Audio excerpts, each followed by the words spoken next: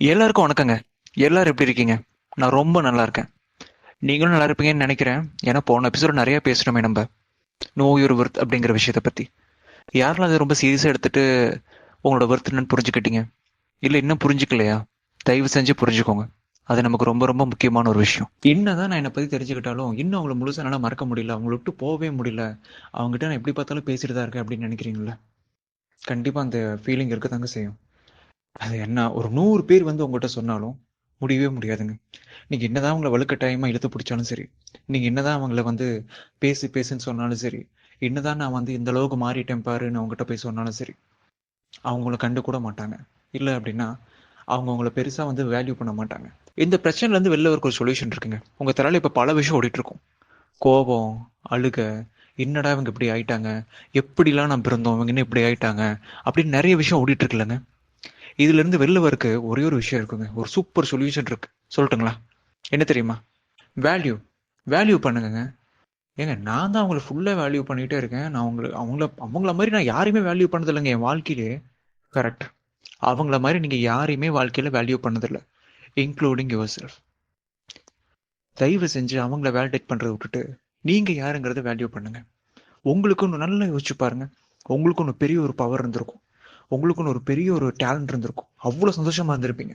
எல்லாம் நல்லா தான்டா போயிட்டு இருக்கு அப்படின்னு சொல்லிட்டு, உங்களோட விஷயங்கள்லாம் விட்டுட்டு, இவங்க மேல கான்சென்ட்ரேட் பண்ணி, எல்லா அன்பையும் குடுத்து, எல்லா எனர்ஜியும் குடுத்து, இப்போ இந்த மாரி வந்து ஒரு சேடா ஒரு ஃபீலிங்கா சுத்திட்டு இருக்கீங்க.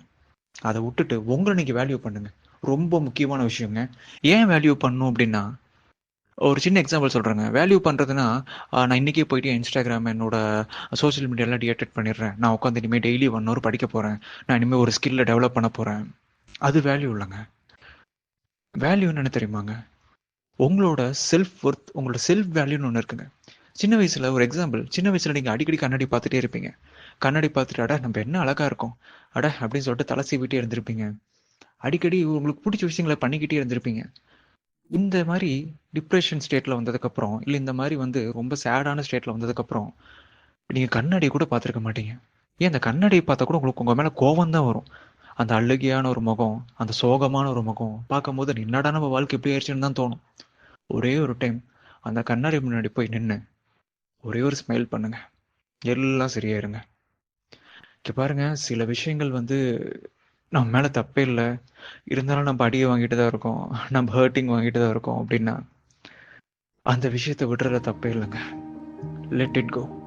இல்லாத ஒரு விஷயத்துக்கு வருத்தப்படுறதுல நியாயம் இருக்கா? நீங்களே சொல்லுங்க. ம். அவங்க உங்களோட டியர்ஸ்க்கு வேல்யூ குடுக்குறாங்களா? இல்ல. அவங்க உங்கள வேலிடேட் பண்றாங்களா? இல்ல. அவங்க உங்க கூட டைம் ஸ்பெண்ட் பண்றாங்களா? இல்ல.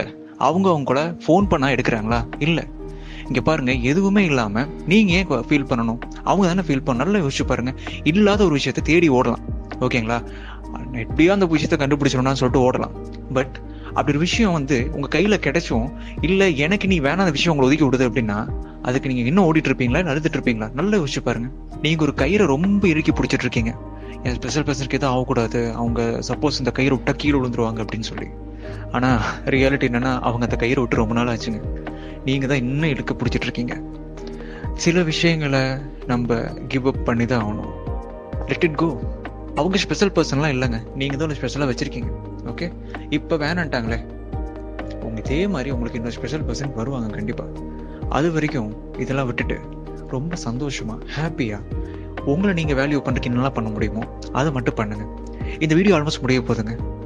ஒரு விஷயம் பண்ணணும் அப்டின்னா, ஒரு மிரர் முன்னாடி போய் நின்னுட்டு, நீங்க அவன பார்த்துட்டு, "எல்லாம் சரியாயிரும்டா" அப்படின்னு ஒரு சிரிப்பை மட்டும் சிரிங்க.